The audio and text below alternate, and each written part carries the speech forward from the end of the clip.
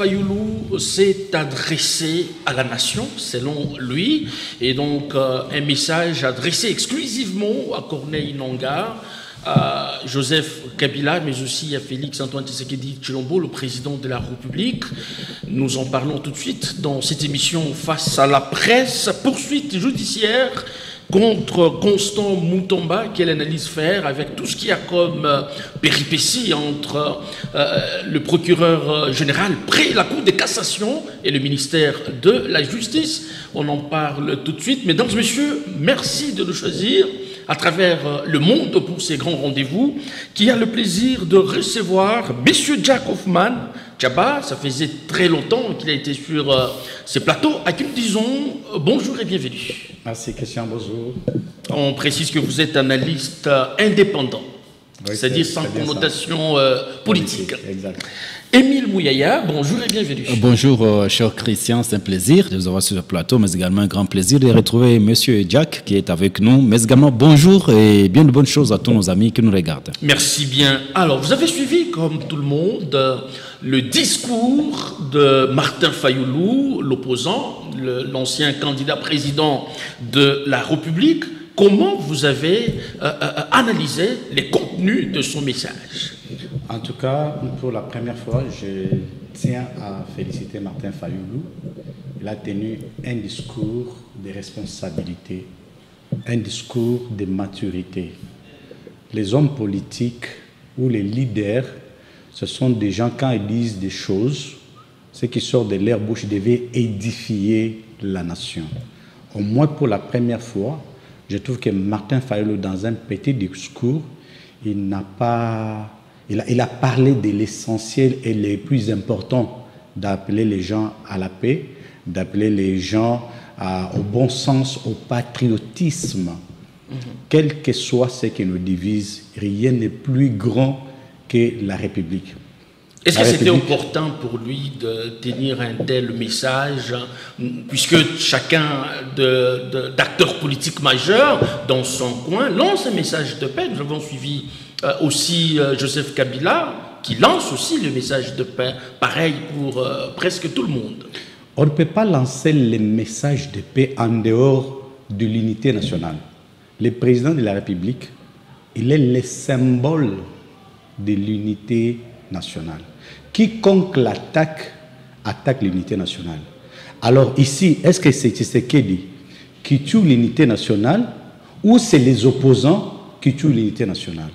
Donc ce que Martin Fayulu a compris aujourd'hui, il a compris un peu tardivement, c'est dans un problème, dans 2 minutes ou 3 minutes, et vous sentez que les choses, tout le monde apprécie son discours, même l'unité nationale, en fait le président de la République lui-même, qui aussitôt a réagi. On ne peut pas à tout moment abattre le président, attaquer le président de la République, comme si c'est quelqu'un qui s'est imposé au pouvoir, alors qu'il a été élu. Quand vous êtes élu, c'est-à-dire le peuple vous a donné confiance, il vous a mandaté de les engager. Quiconque s'élève contre lui, donc n'est pas avec le peuple congolais. Donc s'il y a des opposants qui s'élèvent contre le président, qui est le symbole de l'unité nationale, garant des institutions, pour attaquer à tout moment, au lieu même de s'attaquer au gouvernement, les gens trouvent du plaisir à attaquer le président de la République. C'est par rapport à la gestion ou à la personne du président? Est-ce que le président gère? C'est le gouvernement qui gère. Vous avez un gouvernement. Le président est irresponsable devant le Parlement. Alors à tout moment, quand les opposants se lèvent chaque matin pour attaquer le président n'est pas l'ami des opposants. Un opposant, c'est quelqu'un qui est allé aux élections, n'a pas gagné les élections. Il reste opposant. Un opposant n'est pas là, son rôle n'est pas pour attaquer, mais c'est aider l'État à prendre les bonnes décisions. Parce que l'objectif, c'est que notre pays arrive à se développer.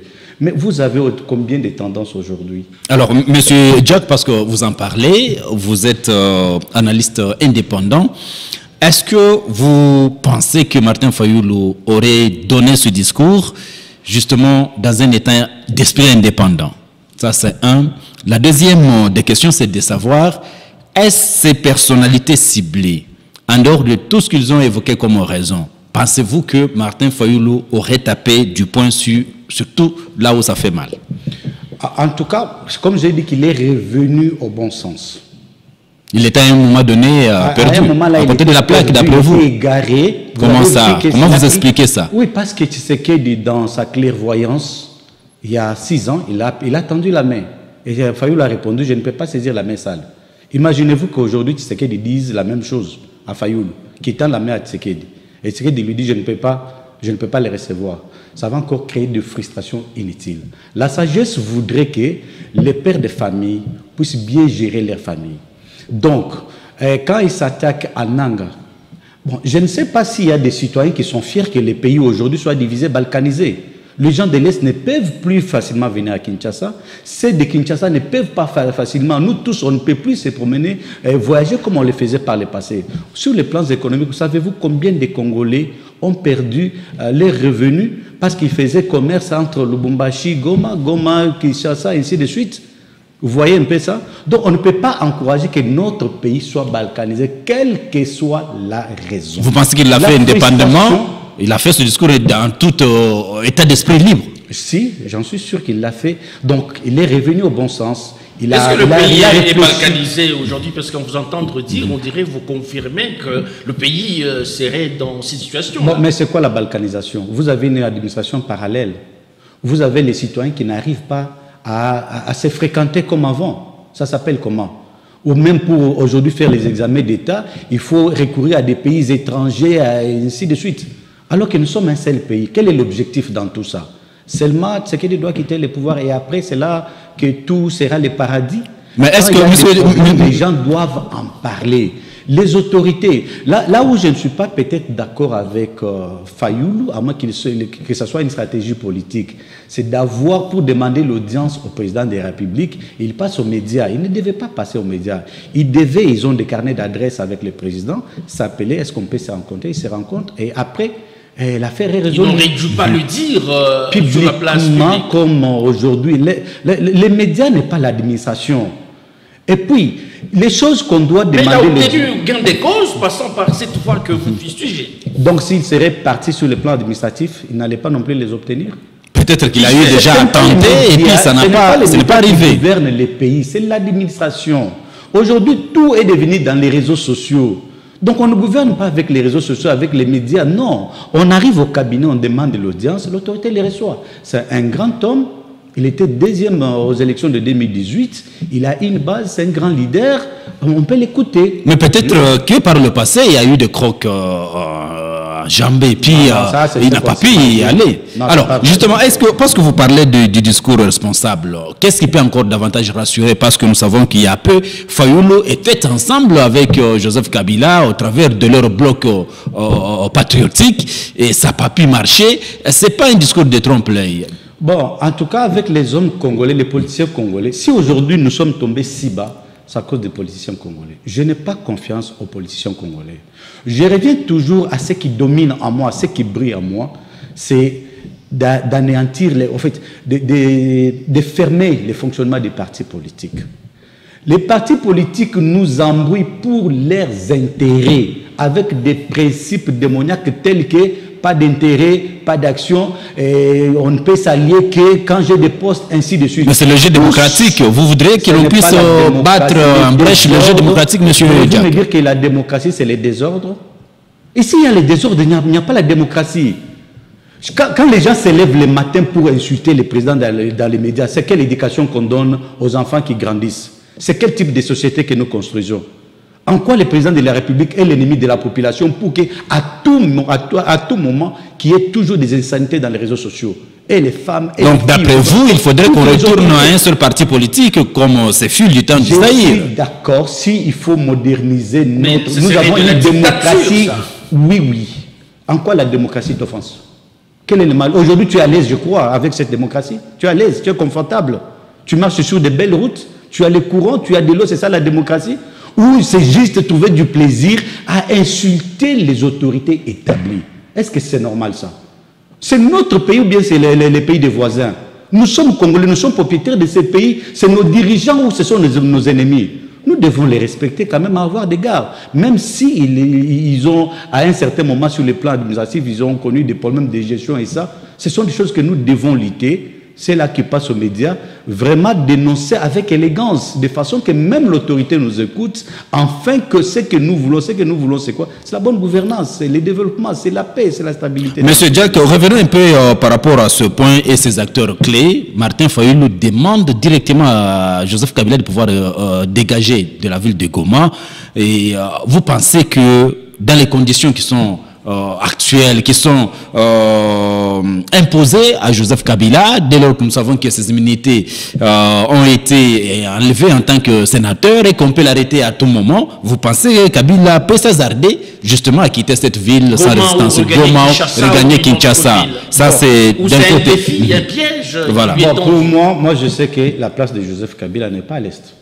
Sa place, c'est où alors? C'est à Kinshasa. Avec tout ce qu'il y a comme condamnation sur lui? Il n'y aura pas de condamnation. En fait, les condamnations sont venues après. La levée des immunités est venue. Les faits ont précédé. Vous voyez? Donc, il y a possibilité, ok, de trouver un moyen de pardonner les uns et les autres. Mais est-ce que vous ne voyez pas, M. Jack, que Martin Fayulu aurait dansé plus vite que la musique?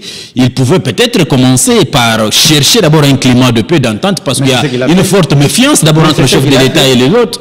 Comment Kabila peut-il quitter la Goma pendant qu'il n'a pas d'assurance? Il n'y a pas de problème de méfiance. J'ai dit ceci, le président de la République, c'est l'incarnation de la nation. Alors, donc il y a la méfiance, c'est-à-dire les opposants. Aujourd'hui, ils renoncent à leur nationalité congolaise. Vous avez suivi le discours de M. Kabila il y a peu. Ça ne donne pas l'odeur de sainteté, M. Jack. J'ai suivi les discours des uns et des autres. Ici, il y a un problème de frustration. Les gens sont frustrés. Quand on est frustré, on n'est pas obligé d'aller prendre les armes ou de soutenir ou d'aller s'appuyer du côté de l'ennemi. Non. Les frustrations, tous, on en a en famille. On en a au travail. On en a un peu en route. Partout, il y a des frustrations. Il faut calmer nos émotions. Mais qu'est-ce que vous rassure? Vous me dire que c'est l'ego aujourd'hui. Tout le monde qui n'est pas président, tout le monde qui n'est pas député, il doit prendre les armes. Donc vous ici, vous confirmez que Kabila peut regagner Kinshasa sans problème, Lubumbashi, sans être jusque-là, personne n'a écouté Joseph Kabila. Jusque-là, personne n'a condamné Joseph Kabila. Jusque-là, aucun procès n'est ouvert contre lui. C'est l'ancien président, on les reconnaît. Si, en tant qu'humain, on les repose sur certaines choses, ce n'est pas non plus mal. Nicolas Sarkozy, c'est qu'en France, c'est Nicolas Sarkozy, je crois, quand il est interpellé par sa justice, par la justice de son pays, il est allé, où est le problème? Même s'il est condamné, est-ce que c'est la fin du monde? Que l'histoire retienne que notre premier ancien du président de la République, pour telle erreur, il a été condamné. Alors, est-ce que... On se soumet à la nation. On se soumet aux lois de son pays. Alors, M. Jack, est-ce que ne voyez-vous pas déjà ce que nous saluons tous justement que le chef de l'État ait répondu promptement à cette demande, mais ça dénote quelque chose. Est-ce que Martin Fayulu pourrait faire mieux que la CENCO? Parce que la CENCO a eu aussi à demander l'audience pour le chef de l'État. Ça ne fait que traîner. Le chef de l'État n'a pas pu répondre jusqu'à maintenant. Alors, comment? Est-ce que seulement avec Martin Fayulu, paf, la présidence a mordu à l'hameçon? La CENCO, c'est aussi un parti politique, au même titre que les SID. Non, mais ce sont des acteurs, ils sont de la société civile, mais au moins ils avaient aussi demandé. Donc ici, on a priorisé. Quel est l'objectif? Quelle est la raison sociale de CENCO? Non, mais vous avez suivi la... Non, je voudrais savoir, la CENCO, c'est quoi? C'est une église? C'est une structure de droits de l'homme. Société civile. C'est une société civile. Oui, toute église, c'est une société civile. Si chaque église doit avoir son CENCO, il y en aura combien? Chaque personne doit rester dans sa mission. Chaque structure doit rester dans sa mission. Cette structure-là, c'est les conférences épiscopales nationales, je crois, des catholiques. Voilà, c'est pour l'église catholique. Ça n'a rien à faire avec l'État. Non, mais nous ça sommes a à faire avec la paix. L'église Écoute, prêche la paix. J'ai dit ceci. Nous sommes un État laïque. Toutes les églises prêchent la paix. Voulez-vous me dire que les compatriotes qui ont pris les armes, ils ne prient pas? Ils prient, ils ont leurs convictions aussi. Ok? Quand vous sabotez vos institutions, vous avez des problèmes, vous parcourez le monde entier pour rencontrer en quelle qualité? Qui vous a mandaté? Alors que vous avez des dirigeants, est-ce que le pouvoir est dans la rue dans ce pays? La CENCO qui vient visiter les présidents, ça et là, tous les pays du monde entier, c'est pour que... Mais à la quête de la paix. Est-ce que la capacité, la qualité, c'est en quelle qualité? Ils ont été mandatés par le président de la République et nous sommes bloqués à tel niveau. Pouvez-vous nous faire telle mission? Parce que vous, dans votre qualité des archevêques... Ici, il faut rappeler que leur démarche a été sous la bénédiction du président de la République, parce que c'est lui qui a été reçu, c'est lui qui avait reçu ces animateurs en premier, avant cette ronde. Et il leur a dit, ok, voilà l'ordonnance, je vais demander pour vous les audiences, rencontrer X, aller au monde entier, marcher ça et là. Et là, quel est son rôle? Parce que dans un pays, quand il y a des problèmes, c'est son président qui sort, c'est lui qui représente la nation. Quand il y a des problèmes, si la SENCO va, par exemple, dans d'autres pays, il doit rencontrer la SENCO de ces pays-là et non pas le président des républiques de ces pays-là. Alors, monsieur Diack, quand on confond tout, c'est le sabotage des institutions en quelque sorte. Et vous n'allez pas venir avec cette turpitude pour enfin dire, bon, nous avons fini. Mais plusieurs, la mission que je vous ai envoyée ou vos propres initiatives. Ok, faites-les. Plusieurs, je ne sais pas les dialogues ou quoi là. Et je voulais savoir... Le dialogue que la SENCO demande, c'est pour quel objectif? La paix, la SENCO et pacte social. Le pacte social, c'est quoi? La Constitution n'est pas un pacte social? C'est quoi le pacte social? Qui doit remplacer la Constitution? Le président veut toucher la Constitution par rapport à la vision qu'il y a, on refuse. Qui a refusé?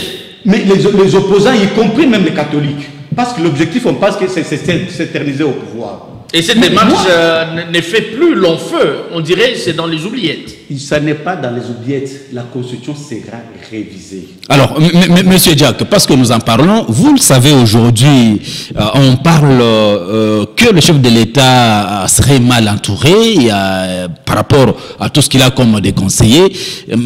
J'ai comme impression que également vous êtes en train de renforcer la position de ceux-là qui disent au chef de l'État de ne pas recevoir la SENCO sous prétexte qu'il y a déjà la Constitution, qu'il y a aussi telle autre initiative, alors que ils sont dans... J'encourage les chefs. Vous n'avez pas peur d'être taxé aussi de mauvais conseils par rapport au chef de l'État? Notre président à ne pas organiser les dialogues. À ne pas organiser, alors que la situation actuelle est... Comment expliquez-vous cela? Écoute, quand nous envoyons l'armée, moi je vais demander au président de la République si dans les 4-6 premiers mois, il peut prendre 20 000 Congolais, les envoyer à l'étranger pour suivre des formations de qualité et les donner les moyens qu'il faut. Lesquelles de formations? Je parle de formations militaires. Ok, allez-y. De prendre nos militaires, de les former, de les doter de tous les moyens qu'il faut, je crois qu'on peut mettre fin à ces aventures. Ça fait 30 ans qu'il y a toujours des groupes armés. Des groupes armés. On négocie, on fragilise l'État. On négocie, on fragilise. Tous ceux-là qui parlent de dialogue aujourd'hui, sachez qu'ils sont là pour fragiliser l'État. Parce que la suite dans un dialogue, c'est se faire des concessions. Les uns des ministres, les uns des gestionnaires de ceci et de cela, et les troupes qui étaient là, on ne va pas non plus les abandonner, on va les récupérer tout pour les intégrer dans l'armée. Et les autres frustrés demain, ils vont aussi s'élever encore pour tenter la même aventure, parce qu'ils savent que l'issue c'est quoi? Ça sera le dialogue. Aujourd'hui, un Congolais conscient, il ne peut pas encourager le gouvernement à avoir des dialogues. Mais plutôt, vous avez parlé des frustrés, mais comment pallier à cette situation là, où il y a des frustrés sans dialogue? Voilà. Pas de dialogue. Ce que Martin Fayoulou va faire, ça ne demande pas de cérémonie. C'est juste l'audience. Monsieur le Président de la République, voilà, nous avons de telles propositions. Vous allez sur cet angle, nous aussi nous allons sur cet angle. Mais si nous pouvons mettre nos points ici, où vous pouvez faire ça, voilà les résultats que ça peut donner. Et tentez d'abord. Là, ce n'est pas un dialogue où il faut avoir des cérémonies, appeler les gens doivent marcher le monde entier. Non. Est-ce que Martin Fayoulou serait en train de faire allégeance au président de la République pour qu'il soit rapproché et peut-être être casé quelque part? Mais nous tuons nous-mêmes pour rien. Est-ce que si Martin Fayoulou aujourd'hui est Premier ministre, c'est là que la paix sera totale sur l'étendue du Congo? Et c'est là qu'il y aura l'électricité et tout ça? Alors c'est quoi le problème alors, si ça ne sera pas résolu? Il n'y a pas de dialogue, c'est pour parler de quoi? Quel est l'événement nouveau? Quelle est la magie que ceux-là qui désirent le dialogue ont gardé juste alors que les problèmes peuvent être résolus sur le plan administratif? La population est représentée par le Parlement. Le Parlement existe. Est-ce que s'il y a des problèmes, il ne peut pas passer via le Parlement pour dire voilà ce que nous avons? Le Parlement invoque administrativement, les choses marchent. Excellence, nous avons cette magie, voilà, nous vous proposons cette recette. Alors, M. Diak, parce que vous en parlez, sont dedans. Nous venons. Il ne faut pas organiser les dialogues et pour que les gens viennent, je ne sais pas, 2000, 5000, 4000, les nourrir, les héberger, tout ça. C'est des dépenses inutiles. Pendant que tout le monde soutient cette démarche du dialogue. Quel tout le monde qui soutient? Moi, je donne mon point de vue. Moi, je ne suis pas politicien. Nous n'allons pas encourager les politiciens qui ne se retrouvent pas dans les institutions pour créer des problèmes inutiles et le gouvernement se soumet pour que demain ils font les dialogues, les uns se retrouvent au gouvernement, on recommence et tout ça. Non, mais par rapport comment le gérer? On doit renforcer l'autorité de l'État. Quand vous allez en dehors de ce que la loi a prévu, on doit vous arrêter. Vous avez des magistrats. Toutes les structures de l'État existent dans ces pays. S'il y a des dialogues, moi je vais vous dire que le gouvernement ou le président, parce qu'on veut qu'il dialogue, s'il y a des dialogues, on doit les faire avec la SNEL. Oh, comment ça? S'il y a les dialogues, on doit les faire avec l'armée. S'il y a les dialogues, on doit les faire avec la régie des œuvres. On doit les faire avec l'office des routes. Comment ça? On ne peut pas faire les dialogues avec les politiciens. Ils nous ont induits en erreur depuis 1960 jusqu'à aujourd'hui. Combien de fois les Belges ont dialogué avec les Congolais? Mais comptez les entreprises que les Belges nous ont laissées dans ces pays, c'était combien? Nos villes étaient assainies. Nous n'avons pas toujours dialogué avec qui? Mais Monsieur Diak, on ne sommes pas dans... On n'a pas les mêmes réalités. Les dialogues ont été aux affaires. Qui n'a pas été aux affaires? Le Congo était devenu paradis. Bon, il y a les gens qui se trompent. Quand ils sont aux affaires, ils pensent que les belles maisons de l'État qu'ils occupent, les honneurs et tout ça, ils pensent qu'ils sont au paradis. Mais quand ils quittent les pouvoirs, ils disent que le Congo, c'est comme ça que c'était. Alors là, ils deviennent frustrés. Alors, revenons toujours dans ce même discours. Monsieur Fayoulou, il accuse, je peux le dire ainsi, Monsieur Nanga, comme quoi il s'est fait accompagner par des forces étrangères et que ces forces ont tué, justement, et que les minéraux seraient, n'est-ce pas ça, bradés. Est-ce qu'aujourd'hui déjà, lorsque M. Fayoulou a eu à dire clairement, à charger publiquement M. Nanga, est-ce que ça peut donner encore plus de la crédibilité à Nanga ou bien la force de pouvoir venir rester aussi justement autour de la table pour chercher la paix? Du moment où on lui rappelle tout ce qu'il a eu à faire. Ok, quand on viendra chercher à dialoguer pour la paix, à pardonner tout le monde, ok. Maintenant, les gens qui sont morts là, on va les ressusciter aussi. On va les réparer comment? Alors si on ne sait pas pardonner, on ne sait pas réparer. Les erreurs ou les crimes commis, cette histoire d'amnistie, c'est fini. Chacun doit répondre de ses actes. Même l'actuel président de la République, demain n'est pas aux affaires. Les erreurs qu'il aurait commises aujourd'hui, il doit en répondre demain. Apparemment, vous êtes beaucoup intransigeant par rapport à la situation.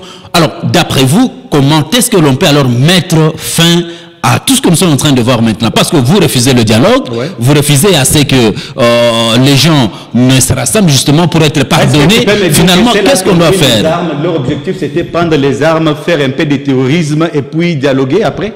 Ou bien leur mission, c'était arriver à renverser les institutions? Ok? Moi, je crois que c'est ça l'intention. S'ils sont dans cette logique, qu'ils puissent aller avec leur logique jusqu'au bout. Mais dialoguer, non. Quel que soit ce que ça coûte, dialoguer, non. Là, c'est mon point de vue. Mais si le gouvernement estime que dans la gestion, ils doivent prendre cette option, je me plie. On ne peut pas dialoguer. Comment mettre fin à ça? Fayoulou l'a dit. Déposer les armes. Les États-Unis ont dit déposer les armes. Les pays voisins ont dit déposer automatiquement. Sans tambour battant, s'il y a à recevoir, comment on appelle ça, à demander l'audience au président de la République ou bien au gouvernement pour dire, bon, si on a fait ça, c'est parce qu'il y a eu telle chose, c'est notre pays, on s'en excuse et tout ça. On peut facilement résoudre cette situation sans qu'il y ait cette histoire de dialogue. Les dialogues ne produisent rien. En 2016, il y a eu dialogue. OK? Ça produit quoi? Est-ce que vous vous entendez? Le dialogue de 1+4 à Sun City, ça produit quoi? Les dialogues de la conférence nationale souveraine, ça produit quoi? Les dialogues avec les Nkunda Batouare et tous ces groupes armés à l'Est, ça produit quoi? Nairobi 1, Nairobi je ne sais pas combien, Kampala, Ouganda. Donc il y a eu beaucoup. Et ça n'a rien produit. Est-ce qu'on n'est pas en train de s'embrouiller? Le problème est il faut renforcer l'autorité de l'État, point entrée. Alors, dans le Congo ne sera pas les stades où les gens viennent se jouer, ils viennent là, ils jouent et puis ils prennent ce qu'ils peuvent et puis ils disparaissent. Alors, Monsieur Diak, que proposez-vous actuellement pour que le territoire sous occupation de l'agresseur puisse revenir à l'intégralité du pays. Que proposez-vous de manière pragmatique? Je parle de l'autorité de l'État. L'autorité de l'État, c'est-à-dire il faut renforcer notre armée. Mais ça prend du temps. Ça prend du temps. C'est vrai, ça va prendre du temps. Ça va prendre du temps. J'encourage ces deals qui peuvent arriver d'ici quelques temps ou tout ça, que ces deals avec des grandes puissances, en fait qu'ils aient le contrôle de ces minerais qui amènent beaucoup plus. Parce que si vous regardez bien dans ces pays, les guerres ne sont que dans un seul coin, là où il y a beaucoup plus de minerais facilement exploitables. Mais le Congo est grand. Pourquoi dans tous les coins de la République, il n'y a pas souvent de guerres? Les guerres ne viennent que d'un coin, d'un coin, d'un coin. L'objectif en réalité, c'est l'exploitation des minerais. C'est faire un peu d'argent et tout ça, continuer les aventures. Alors, si les deals ici, l'Amérique, par exemple, a mené suffisamment de moyens militaires à notre armée, je crois qu'il y a moyen... Parce que nous, à l'interne, nous sommes essoufflés. C'est pourquoi vous voulez bien que ce deal tienne, alors. Oui, le pays est grand, c'est vrai, il suffit suffisamment de moyens que l'État n'a pas, mais il peut recourir aux partenaires. L'État n'a pas, alors les détournements se font entendre partout. L'État a des moyens, mais ce n'est pas suffisant, vu l'immensité du pays. Alors, devant ces problèmes, nous pouvons recourir aux partenariats stratégiques. Est-ce qu'aujourd'hui, on peut dire que cette crise qui sévit à travers la RDC concerne les Congolais entre eux, de nos jours? Je ne crois pas. Moi, je crois, je suis de ceux-là qui pensent. Parce que si c'était entre Congolais, il n'y aura pas l'appui extérieur.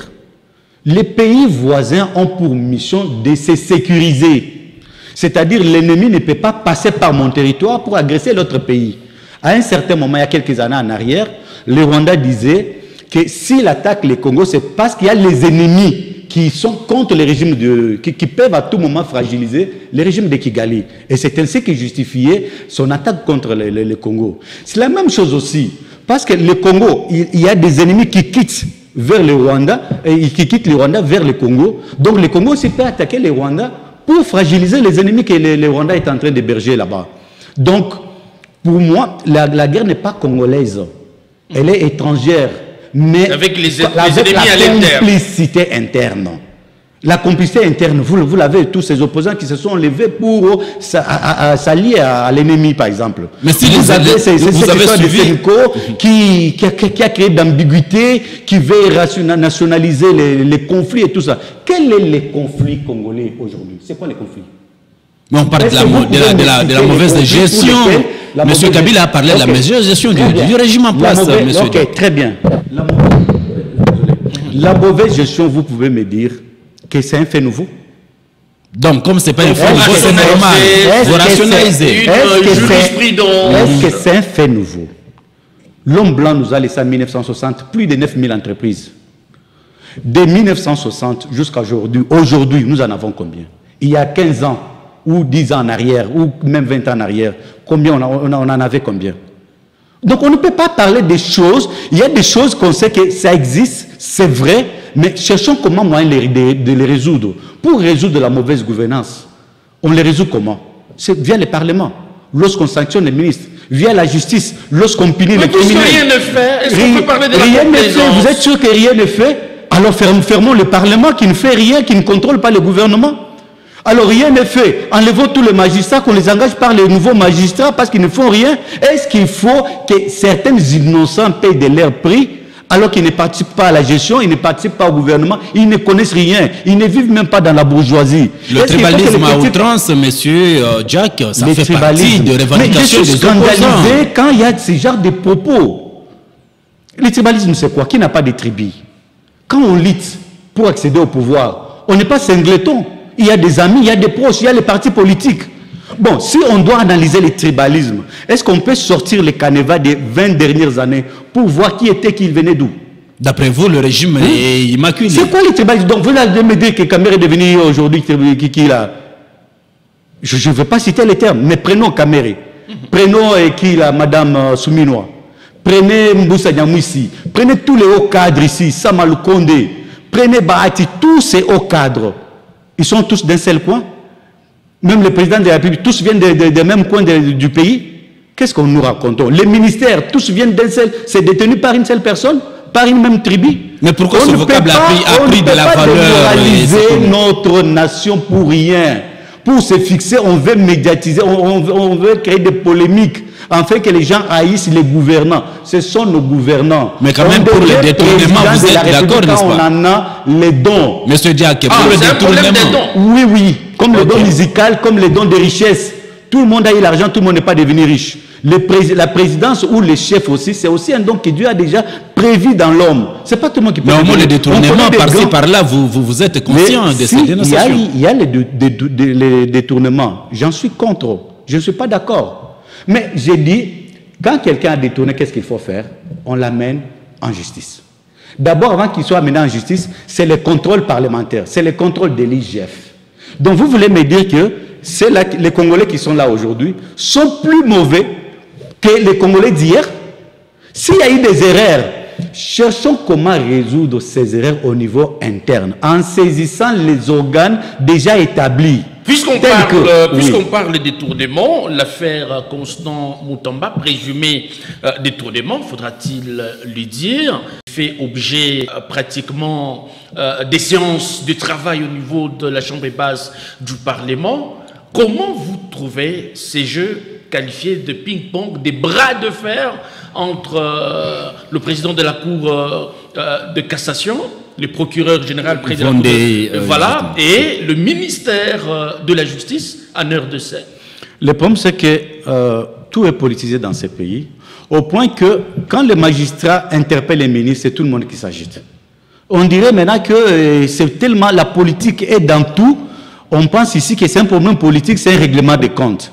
Mais qu'on laisse d'abord les présidents de la Cour, écouter de la Cour de cassation, interpeller le ministre, ils vont dialoguer, ce n'est pas une arrestation. Vous aviez suivi le meeting des circonstances qu'a tenu le ministre de la Justice au niveau du ministère? Il ne répondra pas, il l'a dit.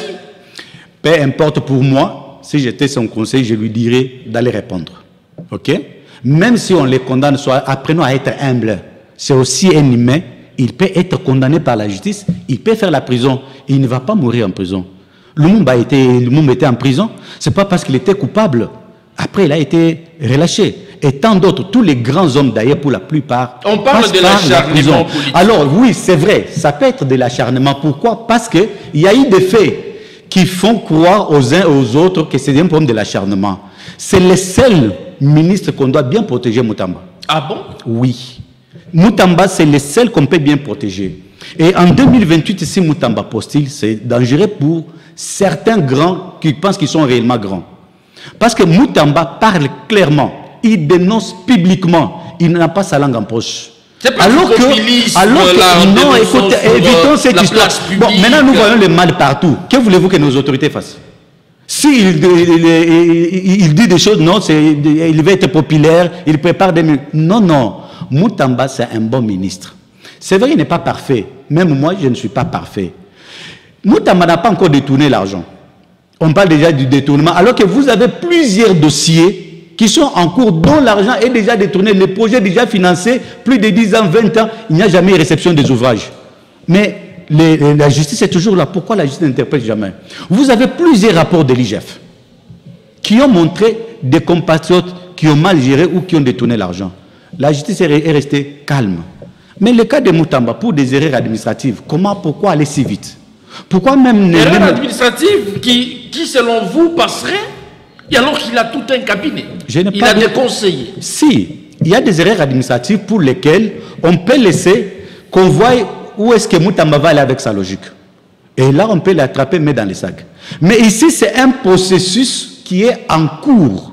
Donc, même sur cet argent-là, je crois, les 19 millions qu'on a versés dans l'autre compte, il n'y a même pas un seul 100 francs qu'on a... Tout est intact. Tout est intact. Alors, donc là, c'est un problème administratif qui prend. Est-ce que le gouvernement a siégé sur ces cas pour dire non, non, l'homme a fait comme ça, on les sanctionne, on les défère en justice? Est-ce que le Parlement qui contrôle, parce que l'autorité du ministre, c'est le Parlement.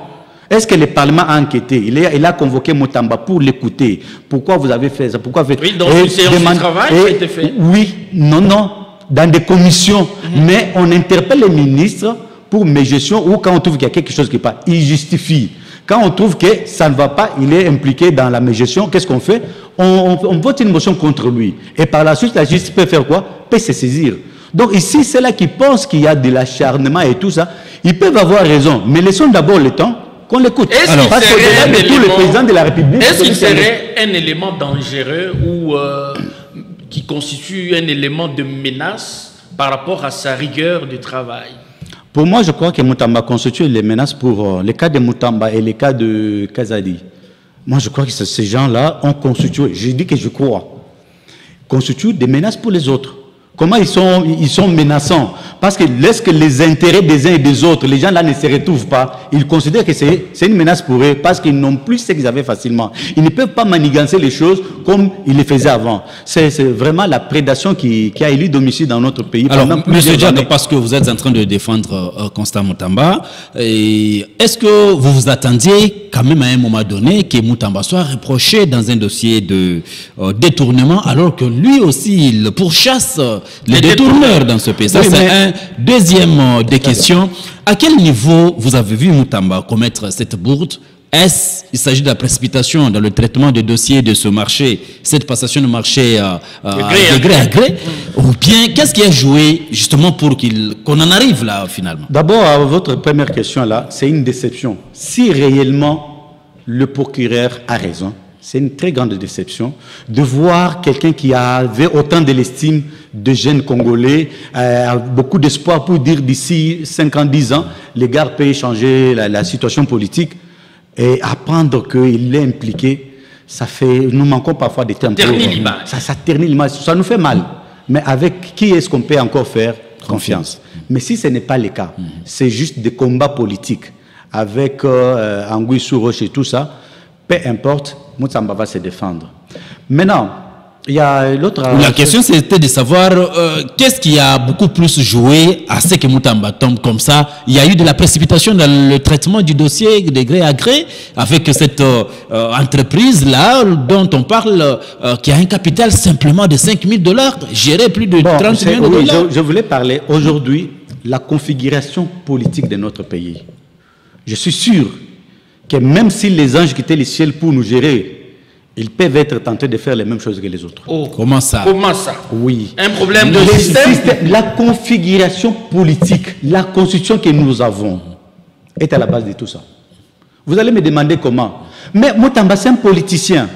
Demain, il va battre campagne comme président de la République. S'il est payé, je ne sais pas, 100 000 $ ou 10 000 $ ou 20 000, je ne sais pas, son salaire ne peut pas suffire à répondre aux aléas politiques. Avoir la base large, avoir des bureaux partout en province, par conséquent, voyager, il faut sauter sur des dossiers. Chaque politicien essaie de jouer les miens pour les miens.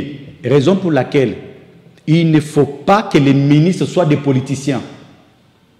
On devait prendre, recruter, le président peut être politicien, le parlement peut être des politiciens, le Sénat des politiciens, mais les ministres devaient être des gens, des intellectuels, qu'on recrute à l'université. Mais tous ceux qui détournent sont dans la plupart des cas professeurs d'université. Je parle des politiciens. Les politiciens ne sont pas nos frères. Les politiciens, ce sont des gens qui ont déjà pris ces pays en otage. Vous voyez un peu? Et que lui, ce qu'il vise, tout ce qu'il a comme dossier, il les traite politiquement. Et qu'il prévoit toujours demain. Comment ça sera demain? Si aujourd'hui on m'enlève une année après ou 2 ans après, j'aurai quoi? Alors vous pensez que déjà garantir sa survie le fait de chercher la survie politique a conduit Moutamba à commettre cette survie politique? Je parle de tous les politiciens. Avec cette survie politique, parce qu'il doit battre campagne, ça nous coûte. Il n'y a pas de route pour que les transports soient un peu moins coûteux. Vous avez des avions, vous voyagez avec 50 personnes. Vous allez payer combien? Et si vous en faites 5-6 voyages pour l'ensemble, les pays est très grand. Vous voyez? Ce qui fait que les politiciens sont obligés d'avoir les moyens. Et quand il n'a pas ces moyens, il quitte la fonction, c'est les autres qui commencent à se moquer de lui. Vous voyez? Et que parce qu'avant, il y a eu des gens qui ont eu suffisamment de moyens, ils peuvent survivre même 20, 30 ans après avec les mêmes moyens, n'ont jamais été inquiétés. On n'a jamais suivi l'origine de l'ère. Donc, d'après vous, le cas de Moutamba ne fait pas exception, il se fait rattraper par... Si, raison pour laquelle je vous dis, il faut changer totalement les systèmes. Je vous reviens comment ça va se faire, parce qu'ils sont les mêmes. Ce que je vous ai dit, ça fait 3 ans. 1, il faut changer la constitution. 2, il faut dissoudre les partis politiques. 3, il faut fermer les églises. 4, les églises. On risque de vous taxer d'un athée, monsieur Diack. Dieu n'est pas pour eux, c'est notre Dieu. Si Dieu me taxe, ce n'est pas qui a le droit de me taxer, être athée ou pas. Moi, je suis la créature de Dieu. Fermez ces organisations qui font de la mafia autour de Dieu ou autour de la Bible. Fermez ces droits de l'homme, ces organisations des droits de l'homme. Fermez ces organisations tribales, c'est là qui parlent du tribalisme. Mais vous avez les associations socio-tribales, ça et là dans tous les coins. Nous les ressortissants, c'est ça le tribalisme. Enlevez cette constitution qui fait que le gouverneur ne peut être que l'originaire du coin. Enlever, nous sommes vraiment tombés trop bas. S'il faut revenir au système visiblement, je crois que c'est mieux. Changer les fonctionnaires de l'État, les administratifs, les hauts fonctionnaires de l'État. Et ça se fera par bâton magique. Voilà, c'est logique. Mais qu'est-ce qui se fera par bâton magique? Tout est processus. Même la naissance d'un enfant, c'est un processus. Même la vieillesse, c'est tout un processus. Donc, on prend des initiatives. Réduire la taille du Parlement. Comment on peut avoir un gouvernement de 500 ministres, de 500 députés? Deuxième chose, pourquoi on n'a pas limité les mandats des sénateurs, les mandats des députés nationaux? Comment voulez-vous qu'un député qui est élu dans un coin, il est élu jusqu'à la fin de sa vie? Quand il n'est pas mort, il est toujours député. Et là, c'est lui qui commence à manipuler. Ce n'est pas normal. On doit changer ces systèmes. Tant que les politiciens qui vous disent que nous devons dialoguer, ils ne viennent dialoguer que pour les foufous, pour les pains, pour les shawarma. Moi, je dis c'est nous perdre le temps. Alors, M. Diak, parce que vous êtes en train d'en parler, et aujourd'hui, il y a eu également d'autres réflexions qui sont en train de passer. Vous avez dit que Moutamba devrait être protégé. Est-ce que, à ce stade, faudrait-il passer par la négociation pour dire taisons un peu éviter ces termes la négociation. Il n'y a pas question de négocier. Alors, vous avez l'autorité. Si l'autorité qui a établi Moutamba estime, parce qu'on l'appelle aussi magistrat suprême, il appelle Moutamba, il l'écoute, il appelle le gouvernement, il l'écoute, il trouve qu'il n'y a rien et que c'est des jeux politiques, la première des choses, et les commanditaires et les autres, tous ceux qui sont impliqués là-bas, il doit les mettre en justice et les enlever de leurs fonctions. Là, j'ai dit le président de la République. Pas c'est lui qui est le mieux informé. Nous sommes en train de faire juste des analyses par rapport aux situations qu'on nous présente par les médias. Mais en réalité, si Moutamba est impliqué, on doit les châtier. S'il n'est pas dedans, il n'est pas impliqué, que c'est juste des problèmes politiques et tout ça, il y a moyen de les résoudre aussi politiquement, pas avec les dialogues. Enlevons d'abord cette histoire de dialogue, ça devient un tabou pour moi parce que ça ne produit rien. Ça ne crée que des arrangements des mêmes types de personnes. Alors, M. Christian vous a posé une question tantôt ici qui disait justement par rapport aux hommes d'État. Moutamba venait de faire un meeting populaire, tout le monde l'a suivi, on a senti de l'arrogance. Et alors que c'était une procédure qui était au niveau de l'Assemblée nationale, et finalement, ce bras de fer, jusqu'où ça va nous amener? C'est là où je vous dis que tant qu'on n'arrive pas à changer les systèmes, Moutamba aussi copie ceux-là qui l'ont précédé, tant qu'on n'arrive pas à changer les systèmes, nous allons parler, rien ne va changer. Qui va changer le système? Parce que tout le monde n'a pas les mêmes intérêts. La seule chose dont je peux reprocher au président de la République aujourd'hui, je ne sais pas si j'en ai qualité de les reprocher, la seule chose dont je peux peut-être observer, c'est que le président n'a pas... Il a fait la continuité alors que ça devait être la rupture. La rupture, c'est-à-dire... La continuité de qui? Parce que Kabila a la dit que son héritage a été abîmé par le président actuel. Les systèmes que nous avons hérités de, ne sais pas, de 1960 jusqu'à ce jour, ok? Où il y a des arrangements, où on doit acheter des postes, où celui qui nomme, il doit avoir quelque chose, ainsi de suite. Donc il n'y a pas eu rupture. Donc il faudrait avoir un président radical. Cette classe politique qui ne fait que des arrangements. Moutamba a même dénoncé ça. Pendant que les amis sont au gouvernement, les autres amis sont à l'opposition. Celui qui est à l'opposition couvre celui qui est au gouvernement. Celui qui est au gouvernement dénonce via celui qui est à l'opposition. Cacophonie totale. Nous allons rester comme ça jusqu'à quand? Il faut la rupture. Et pour la rupture, il faut vraiment beaucoup de courage, beaucoup de détermination. Et là, parce qu'il s'agit de l'État, on ne joue pas. Quel que soit ce que ça coûte. On ne joue pas. Parce que celui qui le fait, il ne le fait pas pour lui-même. Alors, nous sommes en train d'atterrir. Alors, est-ce qu'ici, on peut dire, une fois Jack Oufouman Tchaba devenait président de la République, la RDC sera comparable au paradis, avec tout ce que vous avancez comme idée sur ces plateaux? Non. La RDC ne sera jamais comparée comme le paradis. Je serai le plus haï de tous. Oh, comment ça? Parce que je défendrai l'État jusqu'au dernier souffle de ma vie. C'est ce que tout le monde a dit. Oui, la méthodologie. Quand on n'arrive pas à comprendre les problèmes, Quand on n'arrive pas à comprendre, à faire les vrais diagnostics, je vous dis mon diagnostic aujourd'hui, que la première des choses, les partis politiques nous créent des problèmes inutiles. Le Congo n'a pas existé grâce aux politiciens. Vous voyez? Il faut renforcer l'autorité de l'État. Vous avez l'appareil judiciaire, même s'il n'y a pas le Parlement, même s'il n'y a pas le Sénat. D'ailleurs, moi, je vais demander que ces choses-là n'existent pas. Vous voyez? Mais ils seront au chômage. Oui, qui sont au chômage, ils doivent apprendre à travailler. Les autres sont de professeurs, ils doivent aller donner cours. Alors, qu'est-ce que l'État ne peut pas manquer? C'est les services de sécurité. C'est l'armée, la police. L'État devait beaucoup plus investir dans l'armée, dans la magistrature, plutôt que dans le Parlement, plutôt que dans le Sénat. On investit dans le Sénat pour quel résultat? On investit dans le Parlement pour quel résultat? Alors que vous avez les hommes de carrière qui devaient être bien logés. Les magistrats méritent les logements. Les hauts militaires méritent un bon hébergement. Donc, il faut qu'on investisse. On ne recrute les policiers qu'à l'université ou aux humanités. Pas lancer des offres comme ça comme on le fait. Donc avec ça, je crois que le Congo peut s'en sortir plutôt que dans les politiciens. Les politiciens nous ont beaucoup détruits. On n'a plus confiance en eux. Et on doit suspendre même les élections. Vous allez loin finalement. Je vais très loin parce que je comprends les sources de notre cause. 4 cycles électoraux, on ne fait que tournoyer. Nous perdons 4 milliards de dollars pour les 4 cycles électoraux. Alors que ça pouvait construire des routes. On a besoin de l'organisation de la cité et non pas de l'organisation via les dialogues des hommes politiques. Est-ce que voyez-vous aujourd'hui Félix Tshisekedi, Kabila Kabange, Nanga, mais également Martin Fayulu se retrouver au moins une seule fois pour terminer cette crise? C'est pas mal. C'est pas mal si aujourd'hui, comme Martin Fayulu l'a fait, demain vous apprenez aussi Nanga qui dit la même chose. Joseph qui dit, vous allez voir que tous les esprits seront calmes. Tout en sachant que le camp Tshisekedi ne va pas crier au triomphalisme. Même s'il crie, il est président de la République. Tout ce qui est fait en bien aujourd'hui, c'est lui. Merci. Vous ne voulez pas qu'il juste de son pouvoir ou comment? Alors, il commence à plairer, même quand il est au pouvoir, il plaira. À l'opposition, il plairait. Il est au pouvoir, il continue toujours à plairer. Ça, c'est fait où?